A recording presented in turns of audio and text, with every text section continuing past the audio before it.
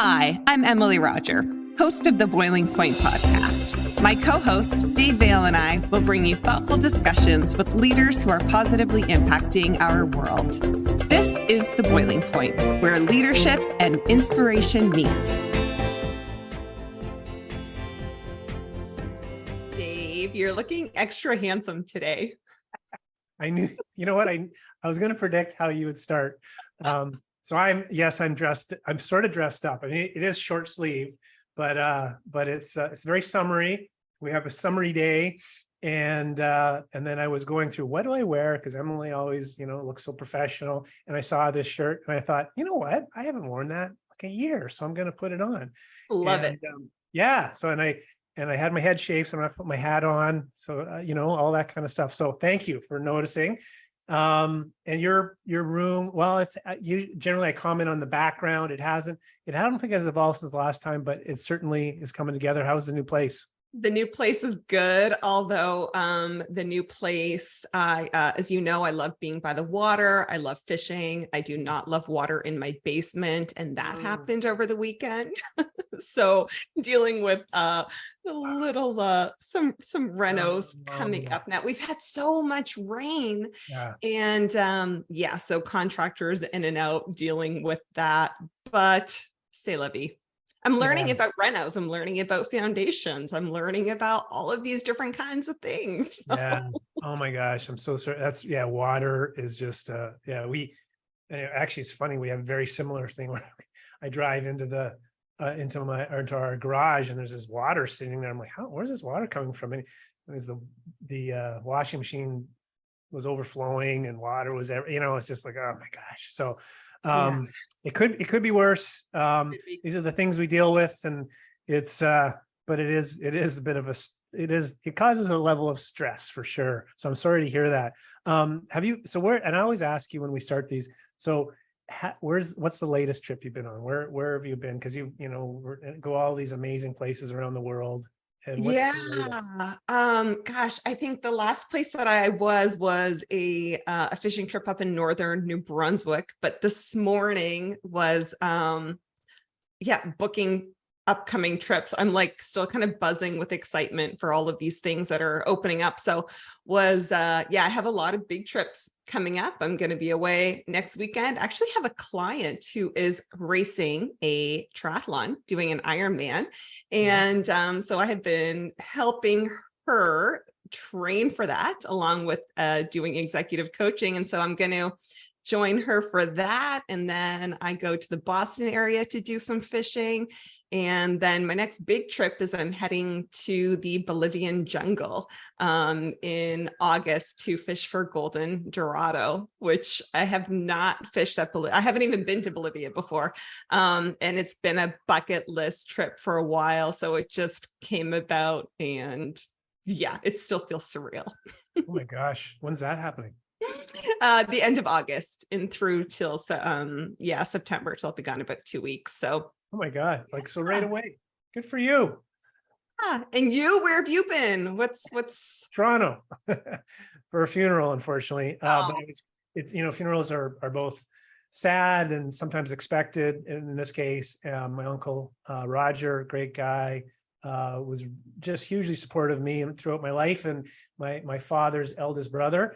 And then I got to see people I hadn't seen since before the pandemic. So it was a really nice, chance to see the Veales, because they're all in Ontario. And as you know, there's a few years very challenging to get there. And then just having busy life and busy business and family and all those sorts of things, these things fall off. And so it's so nice to be reconnected. So that was the latest trip. And I'm really wanting to enjoy the summer. So hopefully we get some summer weather. For people that aren't in Atlantic Canada, you've been experiencing heat here in St. John, New Brunswick. We've been experiencing, and it sounds like Fredericton as well, because that's where you're, Emily. We have had so much water, so much rain. It's been crazy, but anyways, we'll get through that. So let's bring on our guest. We got an exciting guest today. There she comes there's Dayna, that has a living wall beside her, Dayna. That is very cool. It's Dr. Dayna Lee-Baggley. And I had the good fortune of, I've talked to Dayna a few times. And Emily, every time I talk to Dayna, I walk away just like, oh man, like I never thought about that way. And I'm going to get her to, we'll get into the topics. But our last conversation, I was like, would you come on our podcast? And she said, sure. Well, absolutely, bring it on. So Dayna, as we said, Dayna meet Emily, Emily meet Dayna. And as we said to you in our little preamble prior to getting recording here, we love our guests to introduce themselves. So would you do us the privilege of just introducing yourself so I won't mangle it? Yep.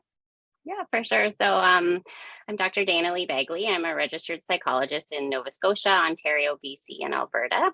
I spent about 15 years on the medical, surgical, and cancer care units at the hospital. And since then, I was there for wave 1 and wave 2 of the pandemic. And I left, and I now do consulting work on workplaces and helping workplaces be healthier. So I spent a lot of time sort of helping the individual develop skills, and then I would send them back to toxic workplaces. And so I was sort of like, can I work on the toxic workplaces for a while? So I do research at Dalhousie University in family medicine on behavior change. And then I have an adjunct appointment at St. Mary's University in the Department of Psychology with the industrial organizational area. So that's workplace psychology. And you sleep when? Yeah. Like, I mean, oh my gosh. Sorry, Emily, go ahead. No, it's like, this is the thing. Like, I feel like every guest we have on, they like give their intro and it's like, what? How do you do all of these things? Like I feel lazy all of a sudden. Wow. So Jane, you live in Halifax? Yes, I'm in Halifax. I'm born and raised in Calgary, but I've been in Halifax since 2007. Nice. Well, thank you for taking the time out of your schedule to be here with us, and lots of really intriguing things to dive into regarding what it is that you do. Let's start. Can I start? Yeah. I just love to learn a little more about, prior to you getting out, like, going on your own and this entrepreneurial endeavor I'm going to call. You mentioned that background and being in cancer care units, and then I don't know how many waves of COVID where I lost track, but the first 2 waves. What did you like? What were the big learnings from that? The experience of, I mean, because that must have been very tough on some level. Just what you would have been exposed to and have seen from a perspective, from your perspective. As a psychologist, I just love to hear like what, kind of what you pulled from that, and maybe what, on top of that, what led you to say, you know what, I'm guessing I may have had enough of this and I'm ready to emerge in a different way. Yep. So I've really been kind of a health psychologist for most of my career, which means I've worked with people with chronic disease or life-threatening disease. So I worked on the multi-organ transplant unit doing assessments for patients undergoing liver transplant and kidney donation. And then I also worked in the physical rehab building for people who had brain injuries and other musculoskeletal diseases. And then I worked in the cancer center as well.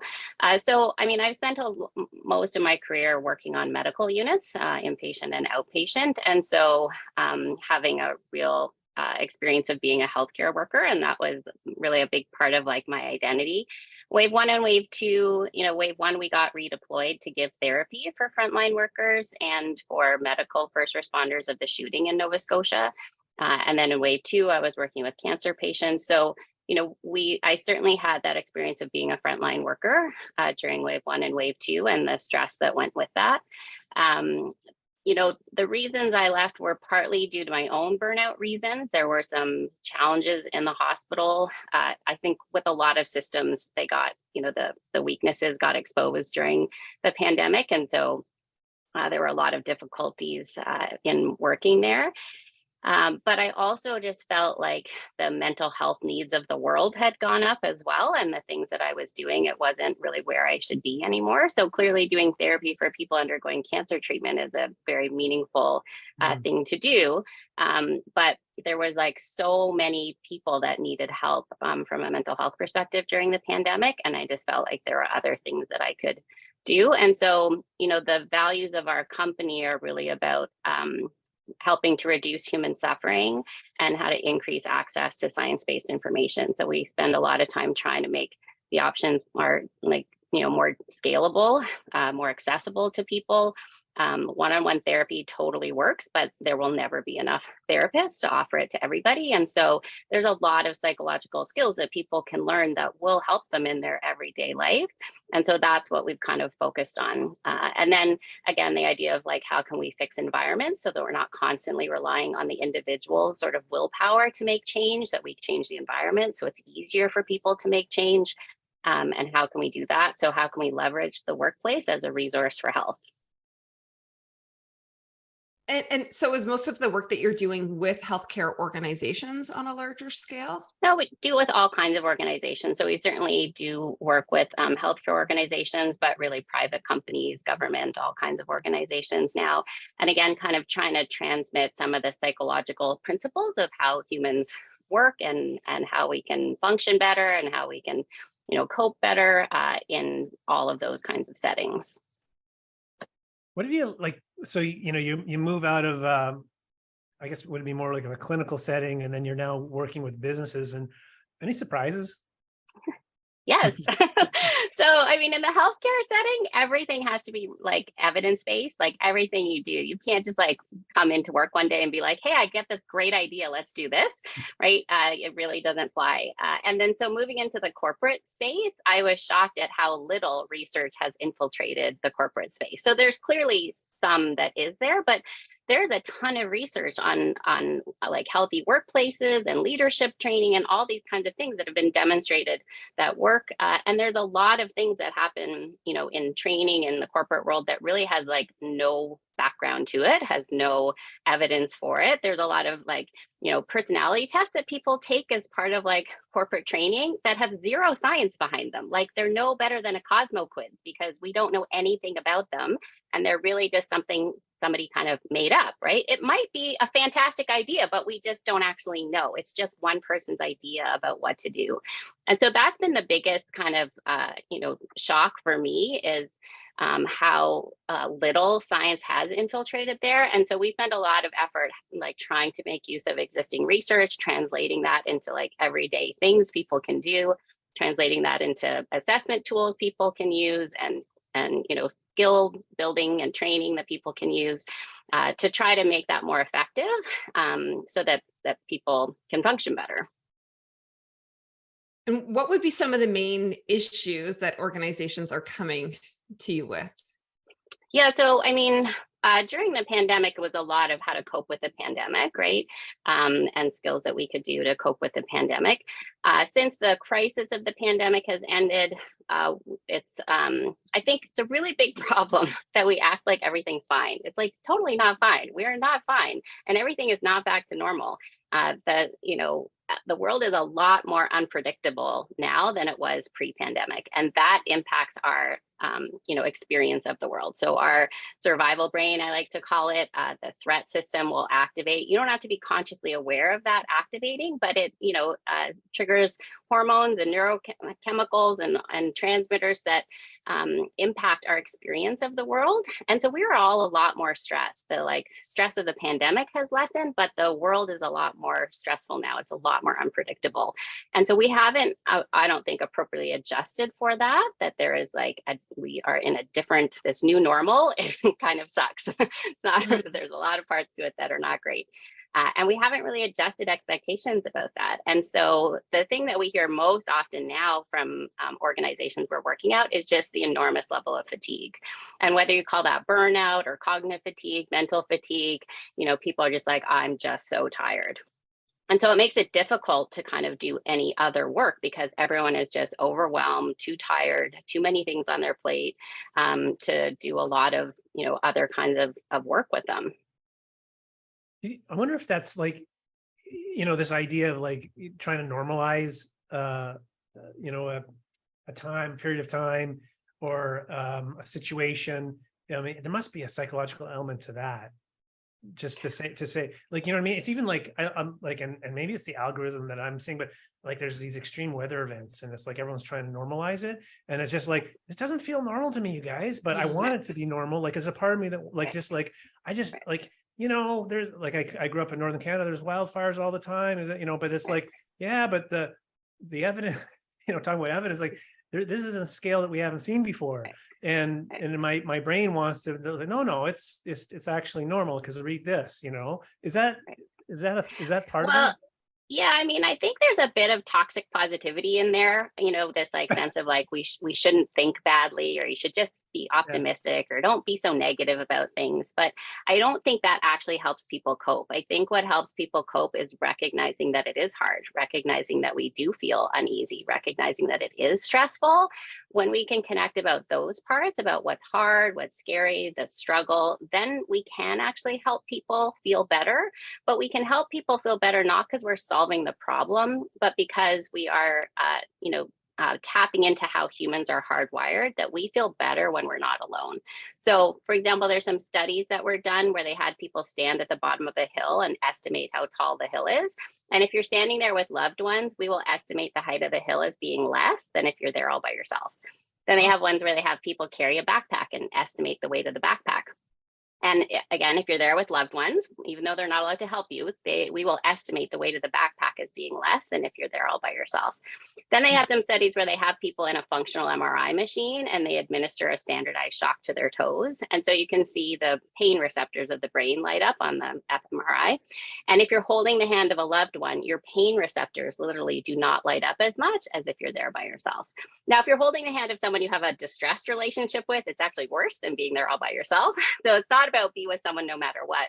But when we can activate, a secure, stable relationship, the obstacles don't seem as big, the burdens don't seem as bad, and the pain doesn't seem as heavy.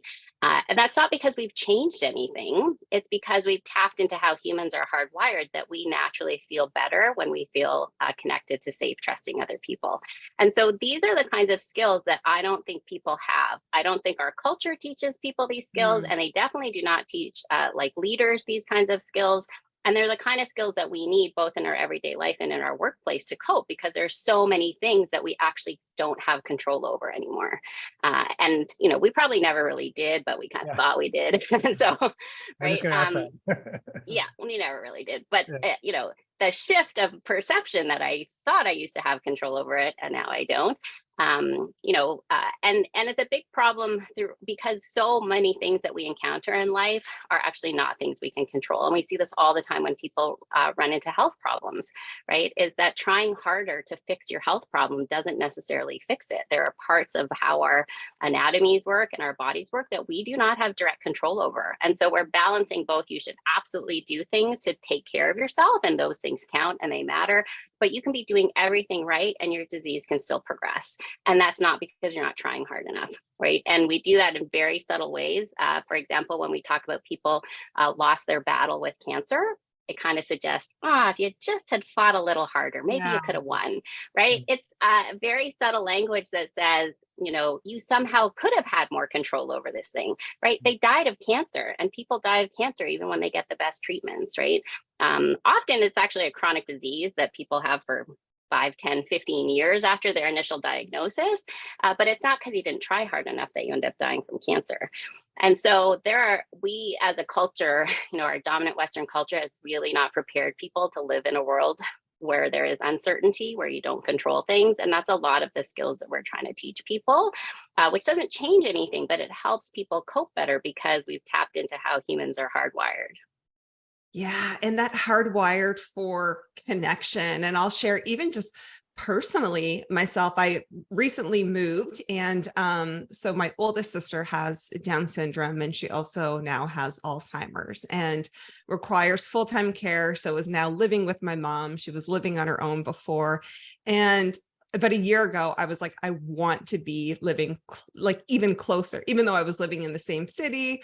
And I've always lived, well, not always, but for the last few years lived alone on my own. And wanted to, I'm like, how can I get as close to my family without living in the same house? So I actually moved into the house right beside my mom's. So I'm super close, and just feeling, it's been a few months now, and feeling this like, oh my gosh, like I think I was lonely before, of even just being able to pop next door. Although before it was a 5-10 minute drive, but I wouldn't have stopped over as much. And, I moved here to be able to think that like I was helping my mom more, helping my sister more. And in return, I'm like, oh my gosh, like this is like just as good for me. But it's interesting you speak about like just that cultural thing of how many people say to me when they hear that I am now living next door to my mom, of, oh my gosh, really? Like you're that close to your mom? And it's like, yeah.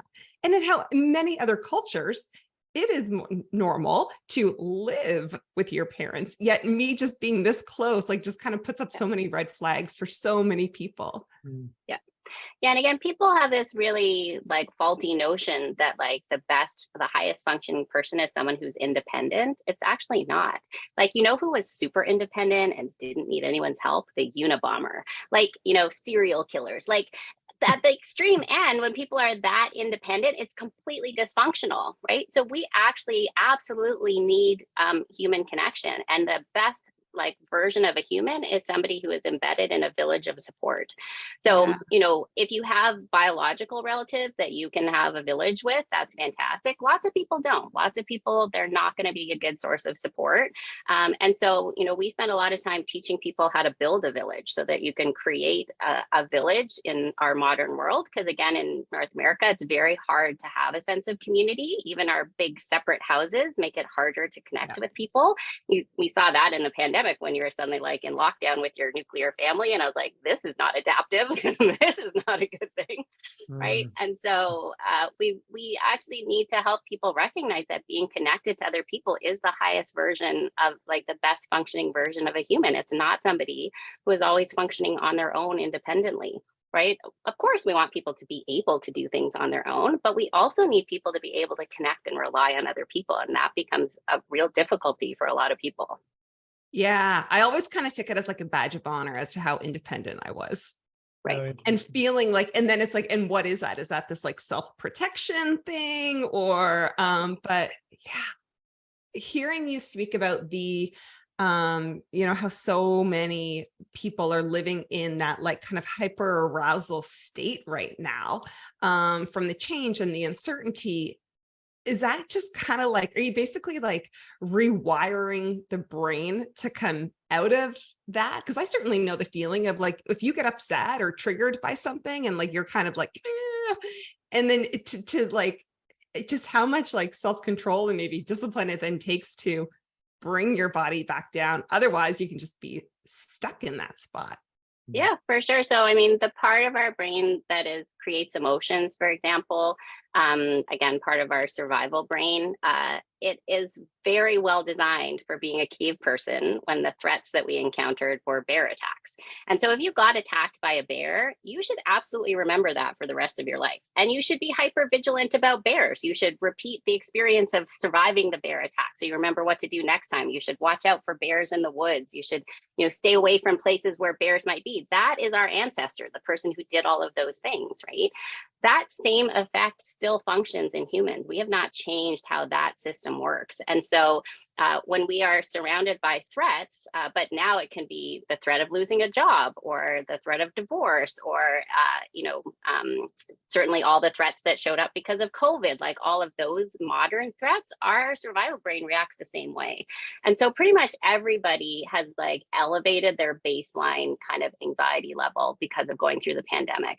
Now, if we actually did return to like a lower stress environment, that for many people, that stress level might go down somewhat, but we haven't. There's still a lot of stress, right? And so that like baseline is now higher for most people. And again, that's how humans are supposed to function. You're supposed to remember danger in your environment and adapt to that and be more hypervigilant about that. At an extreme end, that is what we call PTSD, but it's actually a completely normal reaction to a stressor, to a threat, to a trauma.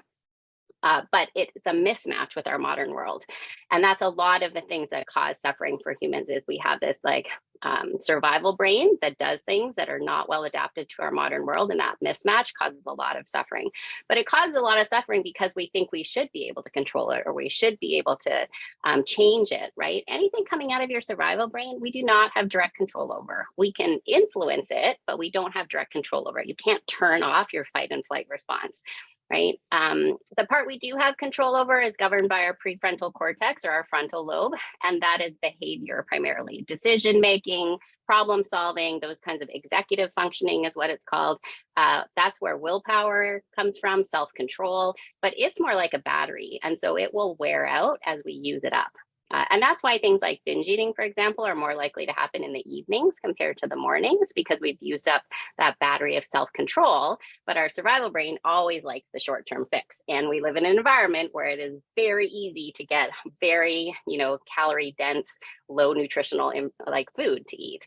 And so that battery is basically like not charging well anymore for anybody because of the ongoing stress, kind of like having a cell phone that won't like fully recharge, or like it dies really quickly. And that's in part what's contributing to the sense of like burnout and fatigue, is that we're just, I'm like, there's no frontal lobes anywhere because everyone is just really worn out.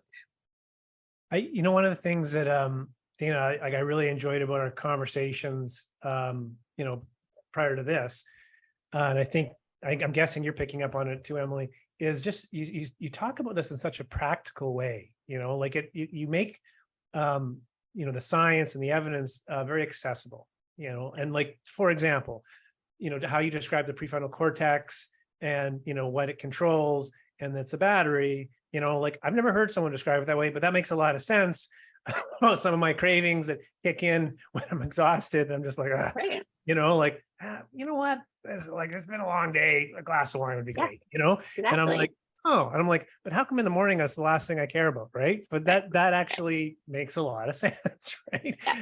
As you describe it. So I appreciate that kind of practical side, and I think that I must play out really well in a business environment, because I believe, and I'll be curious about this question I was going to ask earlier, but I wonder if some of the science, to read a journal, like you probably like reading them, but I am not, like, or you're more wired to do it. But I mean, I just get through the abstract and I'm like, oh, Frank, like talk about being exhausted, like my battery's down. I'm like, could someone just give this to me in a way that I can make sense of it? And I wonder if that's how some of these assessments and these things, because they're easy to understand, the knowledge, the transfer of knowledge is quite easy, and that I don't think science in many cases has done a good job of making stuff accessible. Does that make sense to you? Like, is that part of the problem? Absolutely. I think, scientists and academics have done a terrible job of like bringing that information, and they have like made a real divide between them and like the real people, like the real world. Right.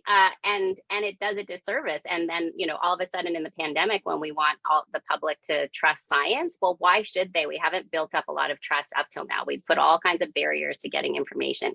Even the fact that like most journals you can't access unless you have a subscription. Right.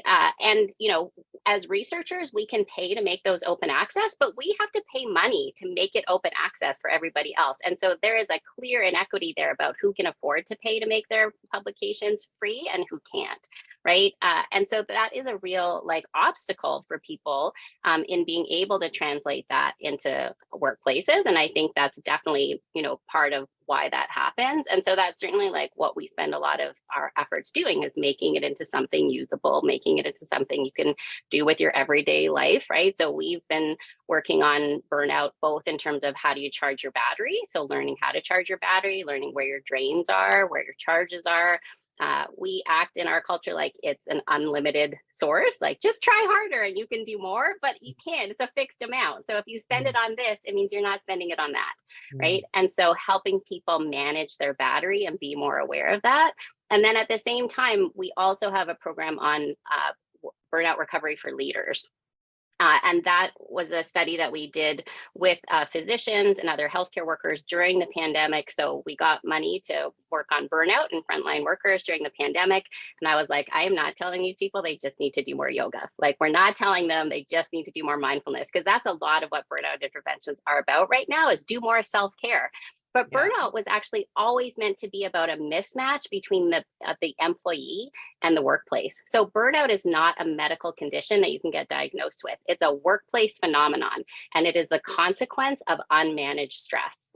And so it is also a responsibility of the workplaces to do things. And a great analogy that I heard by one of the lead researchers is about, when you had canaries in the coal mine, and they would warn the miners that the environment was getting toxic. But nobody ever said that the canaries just needed to do more self-care, or like, why don't we make those canaries hardier, more resilient, right? But that's what we've done to burnout now, is we've like put it all on the shoulders of the employee. There are well-established organizational factors that contribute to burnout. And so our program, because we do leadership training as well, can address some of those system level problems. Going through leaders is your fastest way to kind of make changes in system level problems. There are other structural, organizational, administrative things that also typically need to get fixed, but those can take a lot longer to fix.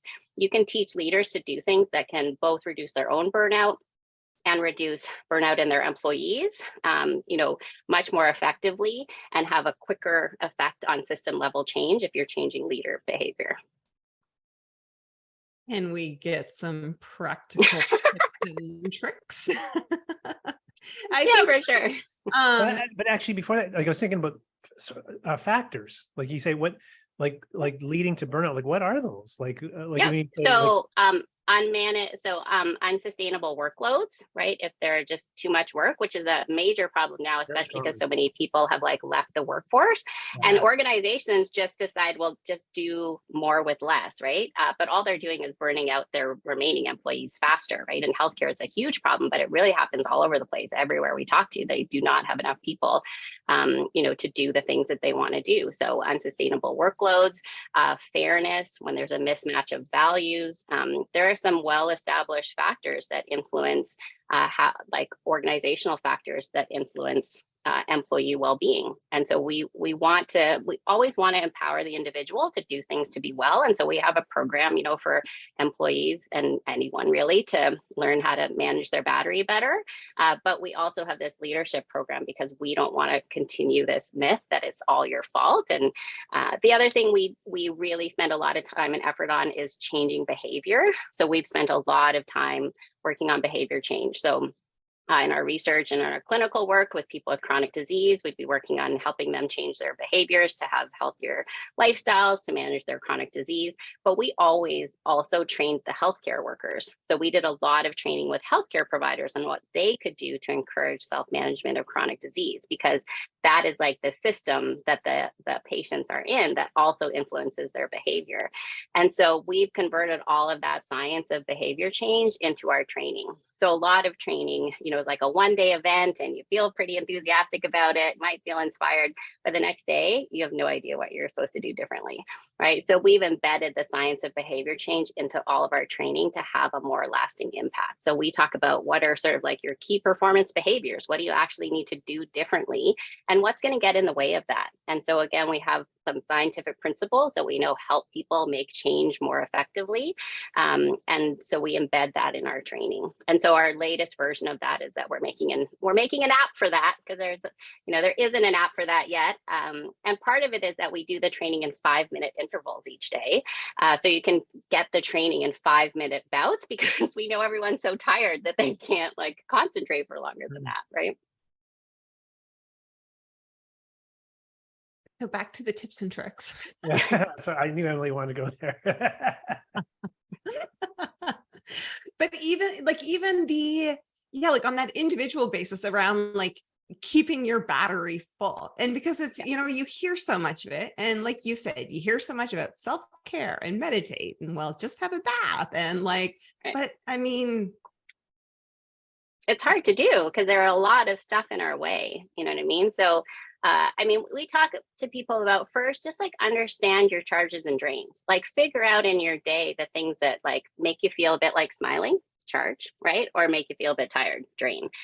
paying attention to those things. There are some things that you might be able to change, you might be able to alter, you might be able to give to somebody that it's not a drain on their battery. There's all kinds of differences in what charges people, what drains people, right? So one of my staff loves making spreadsheets. She's got all these like spreadsheets, and she's a great details person, which is fantastic, because if I had to do it, I could do it, but it would take an enormous amount of battery for me to do, right? Meanwhile, like for me, doing talks like this is actually a battery charge, right? For other people, it would be a huge drain.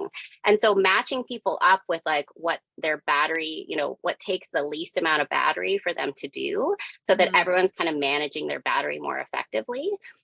So some things you can, change or delegate or give to somebody else. Some things are just always going to be there. We all have some net losses in our life, right? Sometimes they're family members, sometimes they're a coworker or somebody else that you don't have control over.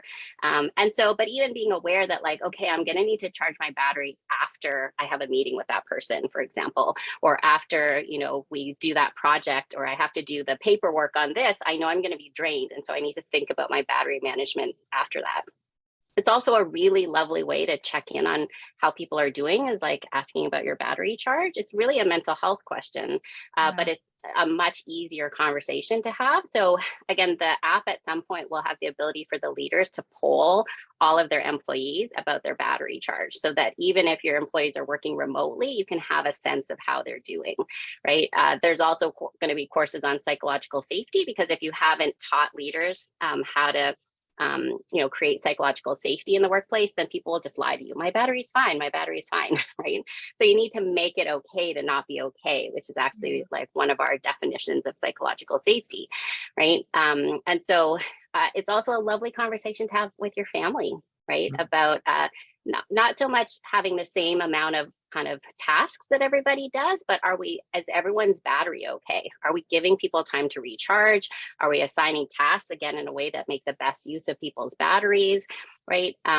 To kind of make sure people are well, and to recognize that everybody is struggling right now, right? That would be a much better, if we wanted to normalize it, it wouldn't be that like the environment is normal, it's that it's normal to feel crappy, that it's normal, like it's kind of hard living in an apocalypse, like maybe we're not going to be super happy, and maybe we're not going to feel super healthy because it's kind of hard to live in an apocalypse. That would be a better way of normalizing it, is like, yeah, we're all struggling. Yeah, I really loved what you said. Sorry, Dave, catch off. Yeah. Around I read something quoted by you of just being messy enough that you're approachable. I was like, oh yes. Yeah, and that's one of the skills we teach leaders, right? Because psychological safety, for like my favorite definition of it, it's okay to not be okay. It's okay to speak up and disagree, and it's okay to make mistakes. And if you want to create that in your environment, modeling it is your best way and most powerful way of doing that, which means that we need leaders to acknowledge when they make mistakes, when they're not okay, right? And a lot of leaders are kind of like, have been taught like they need to be stoic, they can't let on that anything's wrong. But in this day and age, that actually just alienates people. Everyone then says, oh, it's just me, I'm the only one struggling, so I better not say anything. And then everyone's just suffering in silence. They're not suffering less, they're just suffering alone. And again, when we think about those studies of how humans are hardwired, they're going to perform way less and be struggling a lot more because they think they're the only ones that's struggling. And so we need leaders to model that behavior. But the expression we came up with is like, be just messy enough to be approachable. So no, you don't have to tell everybody all of your woes and all the problems, right? But you need to be a real human who doesn't have it all figured out, who is struggling sometimes, right? My team will definitely hear me say, I'm sorry, but I have no battery left. Like, you're going to have to ask me that tomorrow, or like, we're going to have to add some batteries to the system to like solve this problem, because I don't have enough battery to solve this problem, right? When I do recharging activities, I let my team know that I'm going to the gym as a recharging activity. It's actually in my calendar. It's written as recharging activity, gym. Right? One, because I don't have enough frontal lobe to like decide when to go. I need to go at the exact same time every single day. And two, because it gives permission to everybody else. Like, no, I won't be at a meeting at that time. I'm going to be at the gym. Like, no, I can't have a meeting at that time. I'm eating my lunch, and you should too, right? That's the most powerful way to do that. And so that's, again, where our behavior change model becomes really important, because all kinds of internal things will show up and be like, I can't do that. I can't admit those things. That's not going to work. And we need to help people develop skills to be able to tolerate that distress of change, right? To tolerate being different. And there's a ton of skills, again, from like clinical psychology that we know work across a huge number of other domains, including things like procrastination and stress management and productivity and and burnout and all these things that we can teach people that will help them be able to make change more effectively. There's a term in my house with my kids, and I'm just chilling. I just need to chill. And Right. I guess now I'm thinking, yeah, they're bad. There's a lot of chilling that happens. So sometimes it's like, yeah, but we got to get some stuff done here too, guys. Like, Right. like there's some chores to be done. But both my older kids say that. I'm just waiting for our youngest to start telling them I'm just chilling. The whole concept of psychological safety and the value, seems to be kind of emerging and maybe better understood. And the first time I read about it, that I remember reading about it in a team environment was Google's work. I think it was the Aristotle Project. Is that correct? Yeah. And it was a fascinating to read that. And like that, when you look at this tech company and you think, well, what would make highly effective teams? And I'm just going by memory here, but the number one factor I believe was psychological safety. They learned through the research, they looked at all these different elements, and it wasn't about how highly skilled people were. It wasn't about all these things. And to me, it was such a gift to get from Google, this highly successful company, to say, well, here's what we're learning through all the teams we have in all these different various departments, that actually, if the leader and members can create a psychologically safe environment, which says like, I don't know, and that is the number one predictor of a highly successful team, along with some other contributing factors. But what a gift to the business community. Oh, yeah. Yeah. And again, to me, that is like, hi, people, this is how humans work. It's obvious, right? But for those of us in the business community, we're like, oh, and and the work we do as coaches with teams, that it made sense, but now it gave us some evidence to say, well, this is why it's important to do this work as a team, right? And so to me, that was part of the gift, and it's hard to refute it because it's well documented. Absolutely. And it very much is, you quoted it exactly. It's like the best predictor of high functioning teams. And they basically did every permutation and combination of personality traits and this and that and skill level and blah, blah, blah, blah, blah. And that's what they came up with. So there are some other things that help teams perform well after you have psychological safety. But if you don't have psychological safety, none of those other things matter. And I think what's tricky for organizations now is like, okay, so how do I do that? Right. Which, when we think back to physical safety, at some point there was some learning there too, about like wearing hard hats or wearing your steel toe boots, those kinds of things that we had to learn how to do. It's a similar thing with psychological safety. We can find key performance behaviors, again, that people can do that like enhance, psychological safety. It's the leader. We know leaders have like a disproportionate influence on psychological safety, but we also want everybody on the team to also create psychological safety with each other. And so again, those are things that we try to teach people, along with how do you change your habits around that so that behaviorally you're showing up differently in that way. Because again, it's the kind of thing that will help people cope in uncertain world that we live in now. So lots for people to experiment with, learn, one of the things people might want to do as well is, you didn't mention you're an author, but I want to share your book right here. And Emily agrees with me. This is an awesome title. I do like Healthy Habits Suck, for those not watching the YouTube. Oh, okay. Yeah. And the tagline is how to get off the couch and live a healthy life, even if you don't want to. Because think of how many, sounds like you exercise. Emily exercise. I know exercise is important. How many times I'm staring at my shoes and I'm like, I don't want to do this today. You know what I mean? Like, it's not like I've never wake up and say, man, I can't. And maybe it's just me, but that's just never me. Now, I've never got through a workout and gone, geez, what a waste of time that was. So I actually have to psychologically go, okay, what do you feel like after? Keep that in mind. If you don't, there's a whole bunch of other things this will help you, give you the capacity. Now I can use language like charge your battery, like your frontal lobe. which will make you, like be way better to your kids and all these great things. Exactly. So, I mean, if I ask myself, like, do you want to go to the gym? The answer is no, I don't. It's really hard work and it's sweaty and like, effortful. So instead, I need to ask myself, do you want to go to the gym or do you want to yell at your kid at bedtime? Right? Because it's going to be a recharging activity. It's going to help me show up as the person I want to be, not just long term, like I'm going to avoid some bad health outcome, but like today. Do you know what I mean? Like in the next hour, it's going to help me show up. And that's how you want to think about recharging activities. A lot of people get caught up in the like being selfish about doing recharging activities. But really, the question we ask people is, who's going to benefit if you have a charged frontal lobe? So yeah, you'll benefit, but chances are a whole bunch of other people in your world are going to benefit. Probably all the people you care about and perhaps all the people you interact with are going to benefit if you have a charged frontal lobe. So you don't have to get, you don't have to convince yourself it's not selfish. You can just say that it is also going to help all these other things that matter to you. And so it is serving all these other things that are important to you. And that's, again, how we embed some of the behavior change principles by attaching it to like a deeper meaning. So that it's helping you show up as the person that you want to be. And that's why we do these difficult things.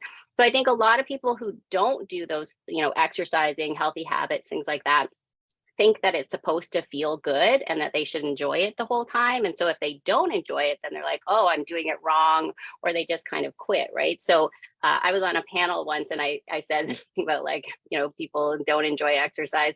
And a physician came up to me afterwards. He said, well, I think some people do enjoy exercise. And I'm like, yeah, but they're not the people you're trying to convince to exercise. Those people are already out exercising. We're talking to the people who aren't exercising, who think it's supposed to feel good all the time, when actually it sucks. Like I've often thoughts about, this is miserable while I'm at the gym, right? But I know it's going to charge my battery. I know it's going to help me do the things that matter to me in that day. And so it was about helping those people be okay with feeling yucky in the service of like what matters to you.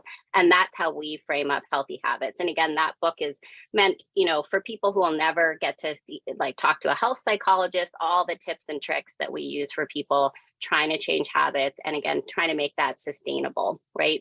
Most people can do most things for a short period of time, but for your health, you have to do it for a long period of time. And so don't think about health as what you're trying to achieve.